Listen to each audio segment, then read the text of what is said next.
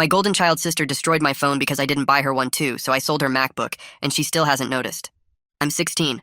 My sister is 14. She already has a car. I take the bus. That tells you everything about our family dynamic, but let me paint the full picture. My parents wanted a girl. Got me instead, a failed termination who survived out of spite. 2 years later, they got their princess. Since then, I've been furniture with a pulse while she's been their entire universe. On my birthdays, she got presents too, so she doesn't feel left out. On her birthdays, I got nothing. You're mature enough to understand. When Avengers Endgame came out on my 12th birthday, we saw the Lego movie because she wanted to. When her favorite singer came to town on my graduation day, guess where my parents were? Not at my graduation. The moment I gave up hope was 2 years ago. Middle school graduation. I scanned the crowd for my parents through the entire ceremony. They were at a museum with my sister because she really wanted to go that day. That night, something in me died, or maybe something was born, the realization that I was alone and always would be. I got a job at 14, been saving since. My sister has Gucci bags, designer everything, the latest MacBook she never uses. But I had one thing she didn't. The newest iPhone, bought with my own money after 18 months of saving. I'd had it for exactly 1 day when she found out. Why do you get the new phone when I'm stuck with this piece of trash? She held up her iPhone 13 like it was radioactive. Because I worked for it. You should have bought me one too. With what money? The money I earned? She went straight to our mother. 5 minutes later, Mom was in my room. Family buys things for each other. Really? Then where's my car? She got one at 13. That's different. She doesn't have a job. She doesn't have a job because you buy her everything. The argument lasted a week. Every meal, every passing in the hallway, constant demands that I buy my sister a phone. Then she made the threat, buy me a phone or I'll smash yours. I laughed. Even she wasn't that entitled. I woke up Saturday to an empty nightstand and the sound of metal on glass. Downstairs, my sister stood at the kitchen table with a hammer, reducing my phone to glitter and fragments. She looked up when I walked in, smiled, and brought the hammer down one more time. Oops, that was an accident. Should have bought me a phone. I picked up the pieces. The screen was powder. The frame was bent beyond recognition. 18 months of work in scattered pieces on my mother's granite countertop. When my parents came home, my sister's story was ready. I dropped it. They didn't even question it. Phones break, my father said. That's life. That night, I took her MacBook, the one she'd used maybe twice since Christmas, listed it online for $200 below retail, sold it in 12 hours to a college student who couldn't believe her luck. The beautiful thing? It's been a week. She hasn't noticed. I took the money to a repair shop. The technician whistled when he saw my phone. What happened? Run it over with a truck. Something like that. I can fix it, but it'll take time. And money. I paid him with the MacBook money. Almost exactly what I'd paid for the phone originally. Poetic justice with a receipt. My phone works again. Not perfect. There's a crack she couldn't quite smash out, but it turns on. It texts. It reminds me that I won. Yesterday at dinner, my sister mentioned maybe getting a job. To buy stuff I want, she said, not looking at me. Good idea, I said. Maybe start by checking if you still have things to sell, like that MacBook you never use. She laughed. Yeah, right, like I'd sell that. I smiled and kept eating. It's been 2 weeks now. The MacBook is gone. Some kid in Connecticut is using it for college. My sister still hasn't looked for it. That's how little she values what she has. She doesn't even know when it's gone. My parents asked why I've been smiling more lately. Just enjoying what I've earned, I told them. They had no idea how true that was. 3 weeks after selling the MacBook, I'm stacking boxes in the back room when William walks in. He leans against the doorframe and watches me work for a second. Then he asks why I've been so happy lately, like actually happy instead of just okay. I tell him work is going well, which is true. I've been getting more hours and the paychecks are bigger, but that's not the real reason and we both know it. He doesn't push though, just nods and helps me finish the stack. William is cool like that. Doesn't make everything into a big deal. We head back to the floor and start restocking shelves together. He mentions his younger sister Ashlyn just started high school a few weeks ago. Already she's asking for designer bags and expensive shoes, stuff she sees other girls wearing. I feel my chest tighten a little because I know where this is going. But then William says his parents told her to get a job if she wants that stuff. They're not buying it for her. She can earn it herself or go without. I stack cans on the shelf and try to imagine my parents saying that to my sister. Can't picture it. William's family sounds so normal it almost hurts to hear about. His parents treat him and Ashlyn the same way, expect the same things from both of them. Nobody gets special treatment just for being younger or for being the favorite. I tell William that sounds nice and he shrugs like it's no big deal. To him it probably isn't because that's just how things are at his house. That night at dinner, my sister brings up jobs again. She says she's been looking at listings online but hasn't applied anywhere yet. My mom smiles and tells her how proud she is that my sister is taking initiative. My dad agrees and says it shows real maturity. I keep eating my chicken and don't say anything. Nobody mentions that I've had a job for 2 years already. Nobody asks how my work is going or if I need more hours. The conversation stays focused on my sister and her maybe possibly thinking about getting a job someday. I think about that MacBook sitting in some college dorm in Connecticut. Some kid named Jesse is probably using it right now to write a paper or watch videos. My sister has no idea it's gone. She talks about wanting to buy her own stuff like it's a brand new concept she just invented. My phone buzzes with a text and I pull it out to check. My sister glances over at it from across the table. Her eyes catch on the crack running across the screen, that jagged line she couldn't quite smash out with her hammer. She looks away fast, but I saw her see it. That crack is always there, always visible, always reminding both of us what happened. I put my phone back in my pocket and go back to eating. My parents are still praising my sister for browsing job websites. The whole thing would be funny if it wasn't so typical. After dinner, I head upstairs to start homework, but I hear my parents talking in the kitchen. I stop at the top of the stairs and listen. My mom is telling my dad how mature my sister is becoming. She says considering employment at 14 shows real growth and responsibility. My dad agrees and adds that maybe this job thing will teach her the value of money. I stand there holding my backpack and wait for one of them to mention me. Wait for someone to say, hey, our son has been working since he was 14. Wait for any kind of recognition that I exist and have been doing this exact thing for 2 years. Nothing comes. The conversation moves on to what my sister might want to buy with her first paycheck. I go to my room and close the door. At the school the next day, my guidance counselor pulls me aside between classes. She's holding a folder with my name on it, and her face has that concerned adult look. She says my grades have been slipping in 2 classes, math and English. Asks if I know why my homework completion has dropped. I shift my backpack on my shoulder and try to think of what to say. The truth is, I've been so focused on the MacBook situation that homework stopped mattering as much. Watching my sister not notice, waiting for the moment she finally looks for it, that's been taking up space in my head. But I can't tell the counselor that. She asks if everything is okay at home, and I give her the standard answer. Fine. Everything's fine. Adults always accept that answer because they don't really want to know the truth anyway. She reminds me that junior year grades matter for college applications. Says I need to get back on track if I want good options next year. I promise I'll do better and she lets me go. I head to class thinking about how nobody at home cares about my grades, but this counselor I barely know is worried about my future. That weekend, my sister finds me in the living room doing homework. She asks if she can borrow my laptop for a school project, says hers isn't working right. I look up from my history textbook and tell her my laptop is old and slow, probably won't help much with her project. Then I suggest she use her MacBook instead. I watch her face carefully when I say it. She rolls her eyes and says her MacBook is in her room, but she doesn't feel like going upstairs to get it, just wants to use mine since I'm down here anyway. I tell her no, my laptop has all my stuff on it and I need it for my own work. She huffs and leaves the room. I sit there processing what just happened. She genuinely believes the MacBook is still in her room. Hasn't actually looked for it in weeks, maybe a month now. It's been gone for 3 weeks and she has no idea.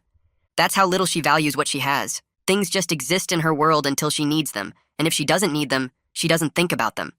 The MacBook could be gone for months and she wouldn't notice until she actually wanted to use it. On Sunday, William invites me over after our shift ends. Says his family is having people over for dinner and I should come. I almost say no because meeting someone's family feels weird, but then I think about going home to my house and I say yes instead. William's house is smaller than mine, but it feels warmer somehow. His parents are in the kitchen when we walk in. His mom, Susan, comes over and introduces herself, shakes my hand like I'm an actual person worth meeting.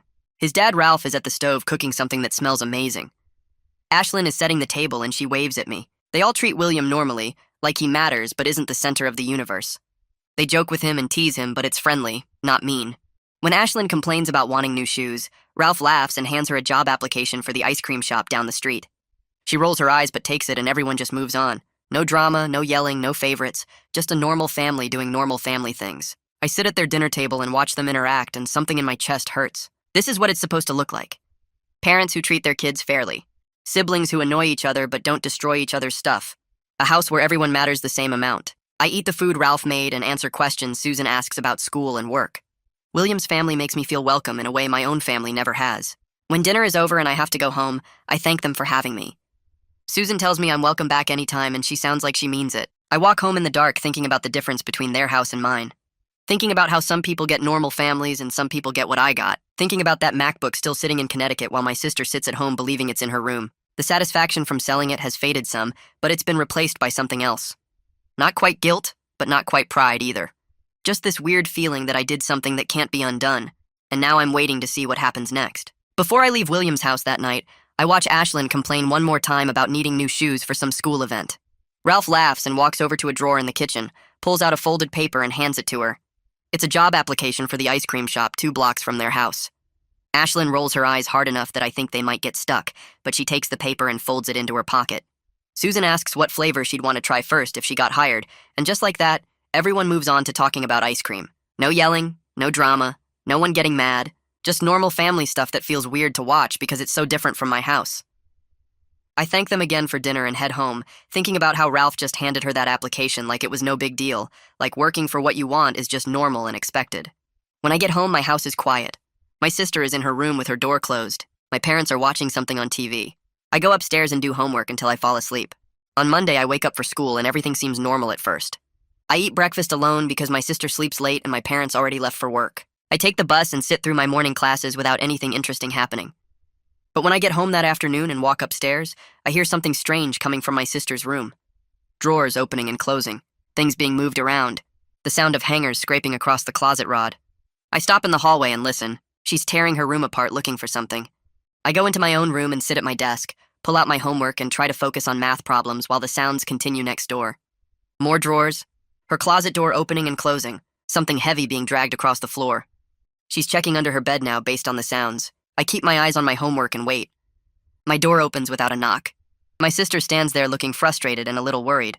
Her hair is messy from crawling around her room. She asks if I've seen her MacBook anywhere. I look up for my math homework like this is the first time I'm hearing about it. I tell her no, I haven't seen it. She asks if I'm sure, if maybe I borrowed it or moved it or something. I remind her that I have my own laptop and I don't touch her stuff. This is technically true because I only touched the MacBook that one time when I took it to sell it. She stands in my doorway for another few seconds like she's trying to decide if she believes me, then goes back to her room. I hear her opening the same drawers again, checking places she already checked. Desperation makes people repeat themselves. 20 minutes later, I hear my mother's car pull into the driveway. My sister must hear it too because she runs downstairs immediately. I stay at my desk, but I can hear them talking in the kitchen. My sister explains that her MacBook is missing, and she's looked everywhere. My mother's voice gets that concerned tone she uses when my sister has a problem. I hear them both come upstairs together. They go into my sister's room and the searching starts all over again, but now it's 2 people instead of 1. My mother checks the closet thoroughly, moving shoes and boxes. She looks under the bed even though my sister already did. She checks behind the dresser and under piles of clothes. I stand in my doorway and watch them go through everything twice. My mother is getting more frustrated with each failed spot. She asks my sister when she last used it, and my sister admits she can't remember exactly. My mother's face does this thing where I can tell she's thinking something, but not saying it yet. At dinner, my father is already sitting at the table when my sister makes her announcement. She says her MacBook is missing and someone must have taken it. Her voice has this accusatory tone like she already knows who did it but won't say. My father asks the same question my mother asked earlier, about when she last used it. My sister thinks for a minute and says she's not totally sure, maybe a few weeks ago for a school project. My father raises his eyebrows at this. A few weeks and she just noticed today.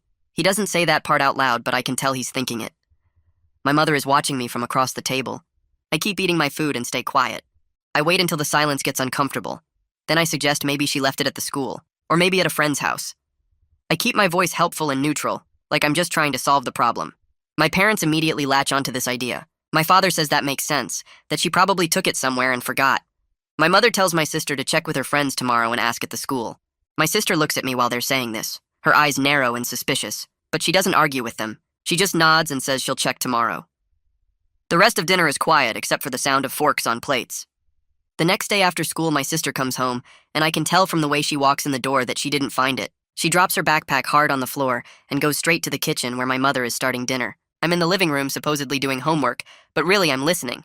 My sister's voice is upset when she tells my mother that the MacBook isn't at the school and none of her friends have it. She checked with everyone and looked in her locker and asked the front office if anyone turned anything in. Nothing. My mother stops chopping vegetables and I can't see her face from where I'm sitting, but I hear the shift in her voice when she speaks again. It's different now, less concerned and more suspicious. She asks my sister if she's absolutely sure she didn't leave it somewhere else. My sister insists she's looked everywhere she can think of. My mother comes into the living room where I'm sitting. She stands in front of the TV and looks right at me. She asks directly if I know anything about the missing MacBook. Her voice isn't angry yet, but it's heading that direction. I look up from my homework and meet her eyes. I tell her no, I don't know where it is. This is technically true because I don't know Jesse Callahan's exact dorm address in Connecticut. I know he's a college student and I know what state he lives in, but I don't know the specific building or room number. My mother watches my face for a few more seconds, trying to figure out if I'm lying. I keep my expression neutral and concerned, like I'm also worried about the missing MacBook. She finally looks away and goes back to the kitchen. That night after dinner, my father suggests we all look through the house together as a family. He says sometimes things end up in weird places, and an extra set of eyes helps. My sister shoots me another suspicious look, but agrees. We spend the next hour searching the house room by room. We check the living room, looking behind couch cushions and under furniture. We check the kitchen cabinets for some reason, like the MacBook might be hiding behind the cereal boxes. We look in the garage, in the laundry room, in the bathroom closets. We check my parents' bedroom and my room and the guest room that nobody uses. My sister's room gets searched for the third time. I participate in all of this, helping move furniture and checking shelves, acting just as confused as everyone else about where it could be. The MacBook has never been in any of these places, but we look anyway. After an hour, my father says we've done all we can, and maybe it'll turn up eventually. My sister looks defeated and angry at the same time. My mother still has that suspicious expression. That night, I'm in my room with the door closed when I hear my parents' voices coming from their bedroom down the hall. They're trying to be quiet, but the house is silent enough that sound carries. I open my door a crack and listen. My father's voice says something about how ridiculous it would be if one of us kids sold it. My mother's voice responds, but I can't hear exactly what she says. Her tone is uncertain, though, not convinced. My father says something else, and my mother's voice gets a little louder, asking what if someone did sell it. My father insists that's crazy, that neither of us would do that. My mother goes quiet for a minute and then says something I can't quite hear. They keep talking, but their voices drop too low for me to make out the words. I close my door and get into bed. The MacBook is gone, and there's no way to prove I took it. My sister destroyed my phone, and my parents believed her lie. Now her MacBook is missing, and they're starting to wonder if someone in this house isn't telling the truth. I turn off my light and stare at the ceiling in the dark, listening to the muffled sound of my parents still talking in their room, and I think about how sometimes karma takes a while, but it always shows up eventually. At work the next day, I'm restocking shelves in the electronics section when Ralph walks over. He's the store manager, and he's worked here for like 15 years. He stops next to me and picks up one of the phone cases I'm organizing. He turns it over in his hands and then looks at me. He asks if everything is okay because I seem distracted. I tell him things are tense at home right now. He nods and puts the phone case back on the shelf. He says his wife Susan works as a family counselor, and she sees this kind of stuff all the time. Siblings fighting over things, parents not knowing how to handle it. He tells me sometimes families need someone from outside to help them talk to each other better. I thank him and say I'll think about it. He pats my shoulder and walks away to help a customer. I finish stocking the shelves, but I'm thinking about what he said. The idea of my family sitting in some counselor's office talking about feelings seems impossible. When I get home that afternoon, my sister is waiting in the kitchen. She doesn't say anything when I walk in.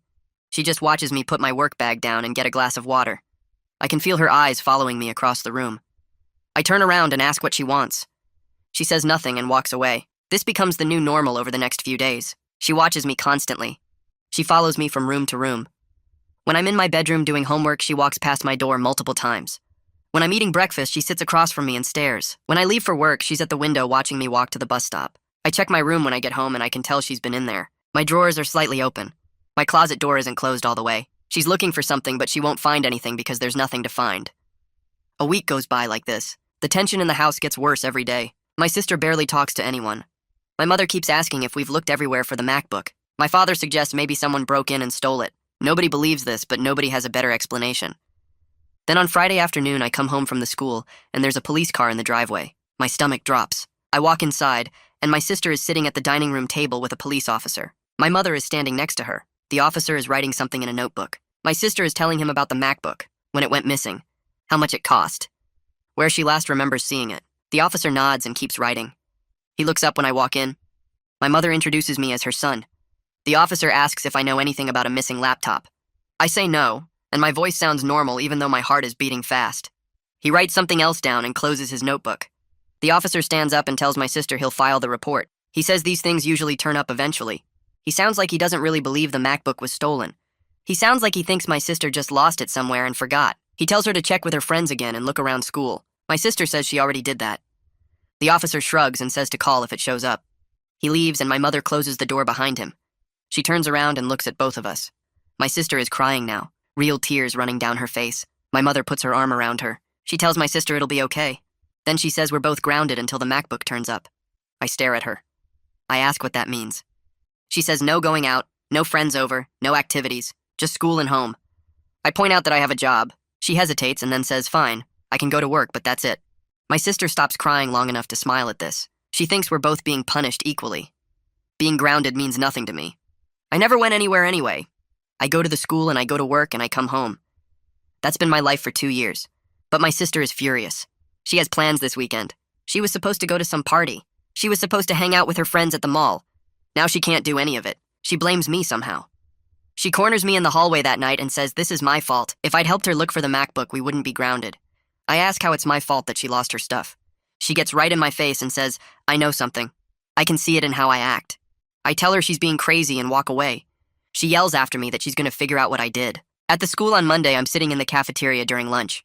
I usually sit alone, but today Skylar Fontana sits down across from me. We have English class together, but we've never really talked. She opens her lunch and asks if I heard about her brother. I say no. She tells me her older brother is 17 and her younger brother is 12. Her parents treat her older brother like garbage. He has to do all the chores and pay for his own stuff. Her younger brother gets everything handed to him. New games, new clothes, whatever he wants. She says it's been like this their whole lives. I tell her my family is the same way. My sister gets everything. I get nothing. We spend the rest of lunch talking about our families. It feels good to talk to someone who understands. Someone who knows what it's like to be the kid nobody cares about. The next day, Skylar sits with me again. We talk about school and work and regular stuff. Then she asks why I don't just move out when I turn 18. I stop eating and think about this. I've never seriously considered it before. I've been so focused on getting through each day that I haven't planned past that. I haven't thought about what happens when I'm legally an adult. Where I would go. What I would do. She says her brother is already looking at apartments. He has money saved up from his job. He's planning to leave the day after graduation. I realize I should be doing the same thing. I should be planning my escape instead of just surviving. Skylar gives me some websites where her brother found apartment listings. She says I should start looking now, so I have a plan ready. That weekend, William texts me and asks if I want to come over. I haven't seen him outside of work in a while. I tell my mother I'm going to a coworker's house, and she says fine as long as I'm back by dinner. I take the bus to William's neighborhood. His house is nice. Not huge, but clean and normal looking. He answers the door and lets me in. His mom is in the kitchen making cookies. William introduces me and she smiles. Her name is Susan. She's the family counselor Ralph mentioned. She asks how I'm doing, and there's something about the way she asks that makes it feel like a real question. Not just something adults say. She wipes her hands on a towel and sits down at the kitchen table. She tells me to sit too. William sits next to me. Susan asks about my family in this gentle way that makes me want to tell the truth. I start talking, and once I start, I can't stop.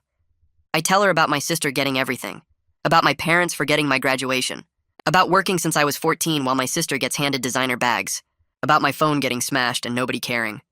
Susan listens to all of it without interrupting. When I finish, she's quiet for a minute. Then she asks how that makes me feel. I tell her it makes me feel invisible. Like I don't matter. Like I could disappear and nobody would notice. She nods like she understands. She asks if I've ever talked to my parents about this. I laugh and say they don't listen. She says sometimes parents don't realize what they're doing until someone points it out clearly. William gets up to check on the cookies. Susan leans forward and tells me that I deserve to be seen and heard. She says what my family is doing isn't okay, but she also says I need to decide what I want. Do I want to fix things with my family, or do I want to leave when I turn 18? Both are valid choices. I tell her I don't know yet. She says that's okay. She gives me her card and tells me to call if I ever need to talk. I put the card in my pocket and it feels like a lifeline. William brings the cookies over and sets the plate on the table between us. Susan takes one and bites into it while watching me with those calm counselor eyes. I realize I want to tell her everything, the whole truth about what I did and why. The words start coming out before I can stop them. I tell her about selling my sister's MacBook to pay for my phone repair. I tell her about listing it online and meeting the college student who bought it. I tell her about taking the money to the repair shop and feeling like I'd finally won something. William's eyes go wide and he stops chewing his cookie. Susan just nods slowly and keeps listening like she's waiting for me to finish the whole story. When I'm done talking, the kitchen is quiet except for the clock ticking on the wall. Susan wipes cookie crumbs off her hands and leans forward a little.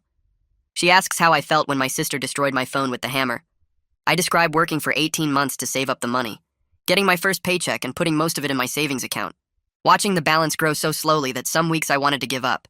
Finally having enough and going to the store and buying the phone myself, holding it in my hands and feeling proud because I earned it. Then waking up to the sound of metal hitting glass and running downstairs to see my sister smashing it into pieces. Watching 18 months of work turn into broken glass and bent metal on the kitchen counter. My parents coming home and believing her lie that I dropped it. Nobody caring that I lost something I worked so hard for. Susan nods again and asks what I hoped would happen by selling the MacBook. I admit I wanted my sister to feel what I felt. To lose something and have nobody care. To search for it and realize it's gone forever. To understand that things you don't value can disappear. But I also knew she barely used the MacBook anyway, so maybe she wouldn't even notice. Maybe that would prove my point even more. Susan doesn't look mad or disappointed. She asks if the revenge actually made things better or just created different problems. I sit there thinking about this. The first few days after selling it felt amazing. Every time I used my repaired phone, I remembered that I'd fought back, but lately the satisfaction has been fading. My sister is suspicious and watching me constantly. My parents grounded both of us, which doesn't affect me much, but created more tension. The house feels like a pressure cooker ready to explode. I tell Susan that maybe it didn't make things better. Maybe it just made things different in a bad way. William suddenly speaks up and suggests I could return the MacBook somehow. Send it back anonymously or something. I shake my head and explain it's already sold to someone in Connecticut. Some college student is using it right now for her classes. That option is completely gone. There's no way to undo what I did. Susan is quiet for a minute, and then she says something that hits me hard. She says I need to decide what kind of person I want to be. Not based on how my family treats me, but based on who I actually am inside. She says when I let their dysfunction control my choices, I'm giving them power over my future. She says I can't control what my parents do or how they treat me and my sister differently.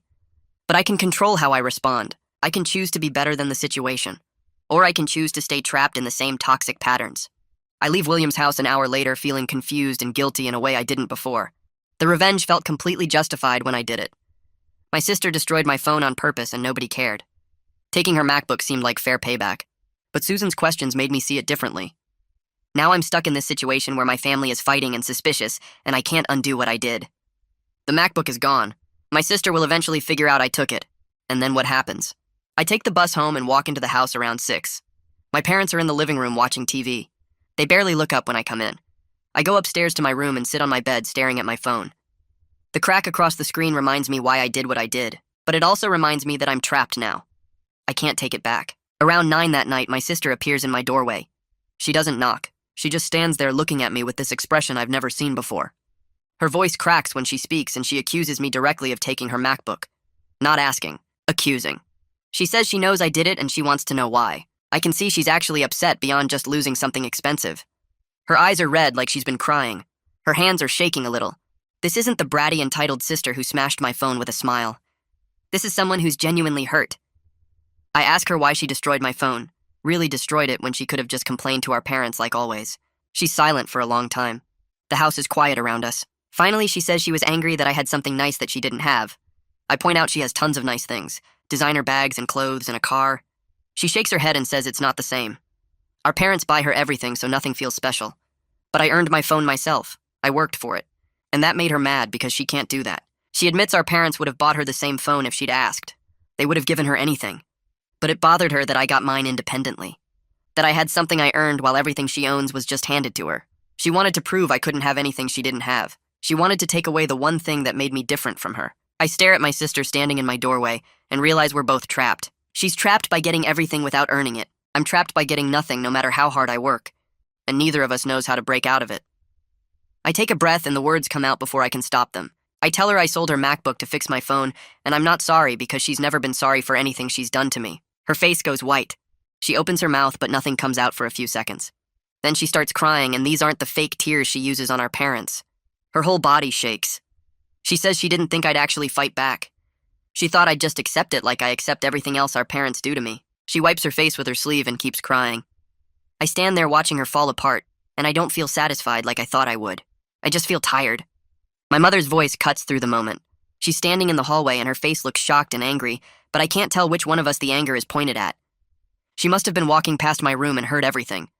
My sister turns and sees her and cries harder. My father appears behind my mother a second later. They both stand there in the hallway staring at us. The house is completely quiet except for my sister's crying. My mother's voice is tight when she asks if it's true. Did I really sell the MacBook? I look right at her and say yes. My father's face gets red. He starts to say I had no right to take her property. But my mother puts her hand on his arm and he stops talking. She looks back and forth between my sister and me with an expression I've never seen before, something like confusion mixed with guilt. She asks my sister if she really destroyed my phone on purpose. My sister nods and keeps crying. My mother asks why. My sister says she was jealous and she knew she could get away with it. The hallway goes silent again. My father shifts his weight and looks at the floor. Then he says we all need to sit down and talk, actually talk, which has never happened in our family. We go downstairs to the living room. My parents sit on the couch. My sister sits in the chair by the window. I sit in the other chair. Nobody looks at anyone else for a minute. Then my father says someone needs to start explaining. So I do. I explain the whole thing from the beginning. 18 months of saving money from my job. Finally buying the phone I wanted. My sister demanding I buy her one too. The argument that lasted a week. Coming downstairs that Saturday morning to find her smashing my phone with a hammer, the way she smiled when she did it. How our parents came home and didn't question her story that I dropped it. How Dad said phones break and that's life.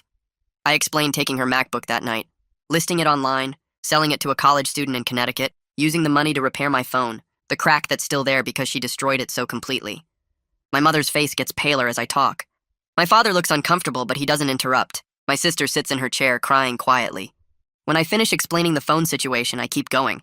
I tell them about middle school graduation when they took my sister to a museum instead, about my 12th birthday when we saw the movie she wanted, about my high school graduation day when they went to her concert, about every birthday where she got presents so she wouldn't feel left out, but I got nothing because I should be mature enough to understand. I list every car ride to the school she got while I took the bus, every designer bag and piece of clothing she got handed to her while I worked for everything I own. Years of being furniture in this house, years of being invisible. My sister looks up at me and I can see she's hearing some of this for the first time. She didn't notice because why would she? She was too busy being the center of everything. My mother's eyes are wet now. She says she's been easier on my sister because she was the baby. Because she was the daughter Mom wanted after having me. She says she didn't realize how far the favoritism had gone. My father looks at the carpet and doesn't deny any of it. The next morning, my sister knocks on my door before I leave for work. She stands in the hallway looking smaller than usual and asks if we can talk. I tell her I have 10 minutes before my bus comes. She sits on my bed and twists her hands together and says she's sorry for destroying my phone. The words sound real, not like the fake apologies she gives our parents when she wants something. She says she'll pay me back once she gets a job, even though we both know that will take months of saving. I sit at my desk and look at her and realize this is the first time she's ever really apologized to me for anything. She says she didn't understand how hard I worked for that phone until she heard me explain it last night. I tell her I'll pay for a used MacBook to replace the one I sold, but it won't be the newest model. She nods and says that's fair. She never used the expensive one anyway. Our parents agree to the plan when we tell them at breakfast, and my mother looks relieved that we're trying to fix things. At work on Monday, Ralph asks how things went over the weekend, and I tell him about the family meeting. He listens while restocking shelves and says his wife Susan mentioned some good options for refurbished laptops. He pulls out his phone and shows me a website where a MacBook is listed for $400. I do the math in my head and realize it'll take 2 months of saving to afford it. Ralph says that's reasonable and shows me how to contact the seller. My sister actually follows through on getting a job, filling out an application at the ice cream shop where William's sister Ashlyn applied last month. She gets hired within a week, and our parents make her agree to save half of every paycheck. She complains about this, but she does it, opening a savings account with our mother's help. Things at home feel different in small ways. My parents ask about my day at dinner instead of just talking to my sister. They notice when I'm not home and ask where I've been. My mother checks my homework and reminds me about upcoming tests. It feels awkward and forced at first, like they're trying too hard. But I can tell they're actually trying. My sister and I aren't suddenly best friends or anything close to it. We still barely talk most days, but we're not enemies anymore either. She comes home from her second week of work and shows me her first real paycheck with this shy, proud look on her face. I remember that exact feeling from when I got my first paycheck 2 years ago, the way it felt like proof that I could do something on my own. I tell her good job and she smiles and goes to her room. Small moments like that happen more often. She asks to borrow my charger and actually returns it. I help her with math homework without her demanding it. We exist in the same house without constant tension for the first time in years. 3 months pass faster than I expected. I save enough money for the refurbished MacBook and order it through the website Ralph showed me. It arrives in a plain brown box and I bring it to my sister's room one Saturday afternoon. She opens the box carefully and pulls out the laptop and thanks me. She admits she never used the old one much anyway, was just upset about losing something expensive. I tell her I get it now, that feeling of having something taken without permission. She looks at me and nods, and we understand each other a little better than before. That night at dinner, I tell my parents I'm planning to move out when I turn 18. My mother's face goes pale and my father puts down his fork. I explain it's not because I'm angry anymore, but because I need space to figure out who I am outside this family. My sister says she understands, which surprises me. My mother looks like she wants to argue, but instead she asks where I'm thinking of going. I tell them I'm looking at apartments near the community college, and my father asks about money for rent and food. I explain I've been saving for 2 years and I have a plan. Then my mother says something that actually shocks me. She says they want to help with college expenses, that they'll support both me and my sister equally. I look at her face trying to figure out if she means it, and I think she actually does. My father agrees and says they've been talking about it since our family meeting. I tell them I'm skeptical, but I appreciate the offer. My mother nods like she expected that response and says they'll prove it over time. William invites me to dinner at his house the next weekend, and his family treats me like I've always been part of it. His mother Susan asks about my college plans, and his father talks to me about different career options. Ashlyn complains about her job at the ice cream shop, and William jokes with her about it. I watch them interact and see what a healthy family actually looks like. Susan pulls me aside after dinner and asks how things are going with my family. I tell her about the changes and the awkwardness and the slow progress. She says that's realistic, that families don't transform overnight. She says she's proud of me for setting boundaries while staying open to connection. William walks me to the bus stop later and says his family basically considers me an honorary member now. I tell him that means more than he probably realizes. I'm working toward being on my own while keeping a careful connection with my family. The favoritism hasn't disappeared completely. My sister still gets things handed to her that I have to work for. My parents still go easier on her than they do on me. But there's awareness now, and that's something. They notice when they're being unfair, and sometimes they even correct it. I bought myself a new phone case last week, one of those thick, protective ones that covers the whole phone. But I keep the crack underneath, the one my sister couldn't quite smash out with her hammer. I look at it sometimes when I unlock my phone and remember that I'm capable of standing up for myself, that I don't have to accept being invisible anymore. Things aren't perfect, but they're different, and different is better than what I had before.